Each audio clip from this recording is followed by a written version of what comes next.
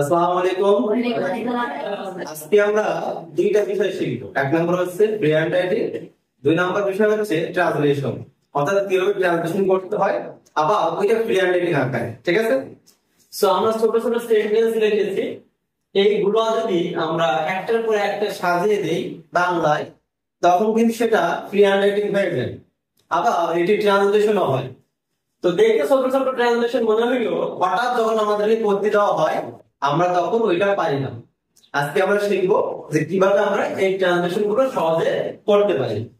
দেখো, দৌড়ানো একটি ভালো ব্যায়াম, তাই তো? দৌড়ানো একটি ভালো ভালো ব্যায়াম। এখন কথা হচ্ছে এখানে সাবজেক্ট কোনটা? সাবজেক্ট কোনটা? প্রথমে আমাদের কি বসে? সাবজেক্ট বসে না? কিন্তু এখানে সাবজেক্ট কোনটা? দেখো, তোমরা একটু খুঁজে বের করার চেষ্টা করো সাবজেক্ট কোনটা। মাথায় রাখতে হবে, প্রথমে আমরা আনার চেষ্টা করবো কি সাবজেক্ট, কারণ প্রথমে বসে সাবজেক্ট এর জন্য। হ্যাঁ, দৌড়ানো সাবজেক্ট, দৌড়ানো হচ্ছে সাবজেক্ট। তাহলে দৌড়ানো সাবজেক্ট যদি আমরা বসাই, তাহলে দৌড়ানো ইংলিশ কি? তাই তো? এখন বাংলা যদি আমরা কমপ্লিট করি কিভাবে লিখলাম, এটা কোন টেন্স আছে এটা বলবো? প্রেজেন্ট টেন্স, তাই তো? তাহলে আমরা কি নিয়ে আসতে পারি? ইজ নিয়ে আসতে পারি। তাহলে রান ইজ আমি লিখতেছি জাস্ট যে কি অবস্থা হয়, রান ইজ, তারপরে একটি এ, তারপরে গুড, তারপরে exercise. Run is a good exercise. এটা কি হয়? কিভাবে হয়? যে হয় বলতে সে বড় কিভাবে হয়? কোন parts of speech? Exactly, run কোন parts of speech? So verb দিয়ে যদি পুরো সেন্টেন্স শুরু হয়, তখন ওই সেন্টেন্স কোন ধরনের সেন্টেন্স হয়? Imperative sentence. গুড। আসলে এই সেন্টেন্সটা কি ইম্পারেটিভ সেন্টেন্স? এক্স্যাক্টলি। বাংলায় আছে অ্যাসার্টিভ, কিন্তু তোমরা ইংলিশে ট্রান্সলেট করে ফেলছো কি ইম্পারেটিভ। সাবজেক্ট হিসেবে আমরা রান নিয়ে আসছি, কিন্তু যখনই সাবজেক্ট হিসেবে নিয়ে আসছি তখন এটা কি হয়ে গেছে? ভার্ব হয়ে গেছে। এই ভার্বকে যখন আমরা জেরান করে দেব, কি করে দেব? জেরান বলো তো? এই যে জেরানের কাজ নাউন হিসেবে হয় না? মাথায় রাখতে হবে, মানে কি জেরান হচ্ছে নাউন হিসেবে হয়। সেক্ষেত্রে দেখা যাচ্ছে নাউন কি হিসেবে বসে? সাবজেক্ট হিসেবে, অবজেক্ট হিসেবে। কি মানে প্রিপজিশনাল অবজেক্ট হিসেবে। কথা বুঝতে পারতেছো তো? তাহলে এটা যদি আমরা জিরান করে দেই, তার মানে কি সাবজেক্ট হিসেবে বলতে পারতেছে? তো জিরান কেমনে করবো বলো? কিসের সঙ্গে? এখানে শুধু আইএনজি যোগ করবো না আরেকটা এন এনে আইএনজি যোগ করবো? কারণ কি এটা কনসোনেন্ট, তার আগে কি আছে? ভাবে। এইজন্য এখানে একটা এন হবে, তার সাথে আইএন হবে। Running is a good exercise. বুঝাতে পারছি বিষয়টা? আমাদের একটা বিষয় ছিল জিরান ট্রান্সলেশন, তাই না? ওকে, আমি আবার বলছি, একটা বুঝলে মোটামুটি সবগুলো বোঝা যাবে। দৌড়ানো একটি ভালো ব্যায়াম। প্রথমে আমরা কি নিয়ে আসবো? সাবজেক্ট, রান নিয়ে আসছি। আচ্ছা, রান মানে কি? দৌড়া। ঠিক আছে, ভাগ। এখন যখন আমরা না রান নিয়ে আসছি, ওইটা হয়ে যাচ্ছে কি ইম্পারেটিভ সেন্টেন্স। ওইটাকে আমরা অ্যাসার্টিভ করতে হবে, মানে সাবজেক্ট বানাইতে হবে। এই জন্য আমরা এটাকে কি করলাম? জিরান করলাম, রানিং। কেমন? ভালো। কি?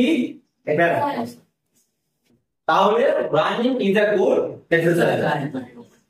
ঠিক তোমরা অন্যগুলো যখন এমনই দেখবা, তখন এই অনুযায়ী ট্রান্সলেশন করবা। যেমন সাঁতার একটি ভালো ব্যায়াম, এটা অনুবাদ করো।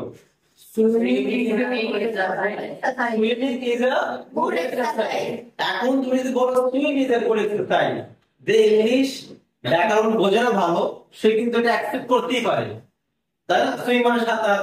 কিন্তু সুইম যখন নিয়ে আসবে, ওটা কি হচ্ছে? ইম্পারেটিভ সেন্টেন্স হয়ে যাচ্ছে। আমি কি বিষয়টা বোঝাতে পারছি? ওকে, দেন কি আছে? মিথ্যা বলা, মহা। তাহলে মিথ্যার ইংলিশ কি? সাবজেক্ট এটা, তাই তো? লাই পাবেন কি? L I E. আচ্ছা, আমরা আসতেছি, আমি একবারে বসাই দিয়েছি। ঠিক আছে, ওকে। আমরা একটু আগে বলেছি কি করতে হবে? লাইনের সঙ্গে আইএনজি যোগ করতে হবে, তাই না? তাহলে এর অয় আইএনজি লাইন। তাহলে আমরা মিথ্যা বলা মহাপাপ, আমরা যদি দেই লাই, শুধু কি দেই লাই, তাহলে কিন্তু হচ্ছে না। কি হয়েছে তখন ইনফিনিটিভ সেন্টেন্স আছে এই সেন্টেন্সটা আছে অ্যাসাইড। এই জন্য অনেকে আমরা খাস বাংলা ট্রান্সলেট করি লাই ইজ আ সিন, লাইটা কি সিন, কিন্তু লাইন হবে কারণ লাই হচ্ছে সাবজেক্ট হিসেবে আসলে মানে ভার্ব তো সাবজেক্ট হিসেবে বলতে পারে না, সেন্টেন্সে শুনতে আসলে তার মানে সাবজেক্ট হয় না, সেন্টেন্সে শুনতে আসলে কি সাবজেক্ট হয়? Yes, sir. Okay so line তারপর কি নিয়ে আসবো বলো ইজ, তারপরে মহা তাহলে কি হবে এখানে গ্রেট, আর পাপ English scene, line is a clear বিষয়টা? ওকে আছে কি তিনি চা খেতে চান, চা খেতে চান, চাচা চাচা ছোটা আছে সোনা চাচা ছোটা আছে প্র্যাকটিস করো স্পোকেন ভালো হবে। ওকে তাহলে এটা সাবজেক্ট কি ইংলিশ কি তারপর সাবজেক্টের পর কি হবে ভার্ব না, তোমার যদি মেইন ভার্ব থাকে তাহলে তো অক্সিলারি বানানোর দরকার নেই, তাই তো? এখানে সাম তো স্পষ্ট হচ্ছে মেইন ভার্ব, তাহলে কি মেইন ভার্ব না, তাহলে অক্সিলারি আর কি দরকার? যেখানে অক্সিলারি ভার্ব থাকবে না সেখানে তুমি নিয়ে রাখবা, তা না হলে তুমি তো এটা যদি তুমি running is a good exercise এখানে ইজ যদি বাদ দাও আর কি থাকতেছে না, বাদ থাকতেছে কোন ভার্ব আছে? একই system line is a good scene, sorry great scene, good scene কেমন হবে? কথা হচ্ছে যে এখানে যে ইজ বাদ দাও, ইজ বাদ দাও কোনো ভার্ব আছে? এই বাংলার মধ্যে কোনো দেখো ভার্ব নাই আছে নাকি? কিন্তু এখানে চাওয়া তো ভার্ব, সন্দেহ আছে? কোন টেন্সে আছে? তিনি চা খেতে চান, কোন টেন্সে? প্রেজেন্ট ইন্টিগ্রেট টেন্সে, তাই তো? তাহলে কি হবে ওয়ান্ট নাকি? আর এখানে যে পারফেক্ট সিঙ্গুলার নাম হবে হি ওয়ান্টস, কি খেতে চান? ইংলিশ কি কি খেতে চান? চা খেতে চান, তাহলে যদি হি ওয়ান্টস টি হবে হি ওয়ান্টস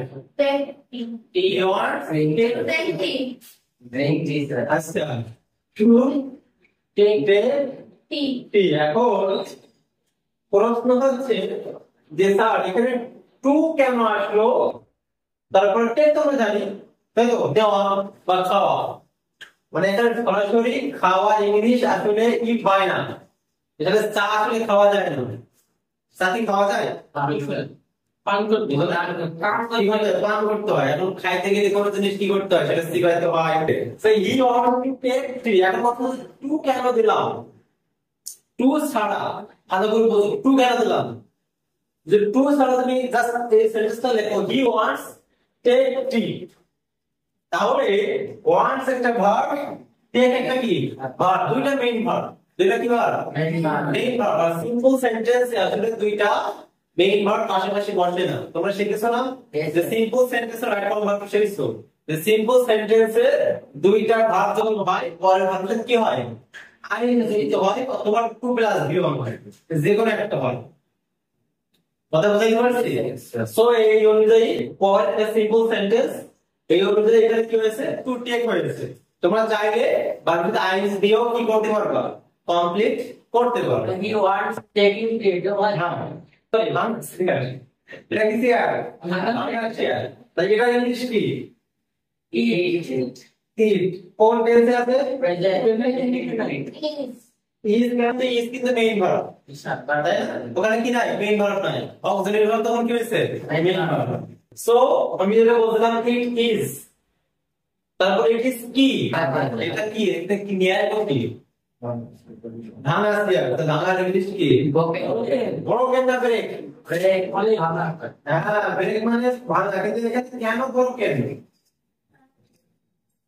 বল, এখানে কেন ব্রোকেন?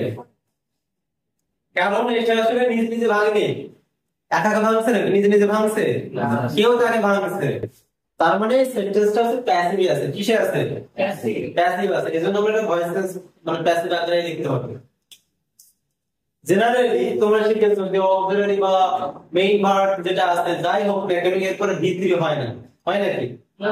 কিন্তু এখানে কেন হয়েছে কারণ এটা প্যাসিভ আছে, তো এই জিনিসটা ভয়েস টেন্সে গেলে আরো ক্লিয়ার হয়ে যাবে। সো এই গেল তোমাদের বেসিক, আরো আমি এখন চারটা দিচ্ছি তোমরা এখন খাতা কলমে লিখে ফেলো।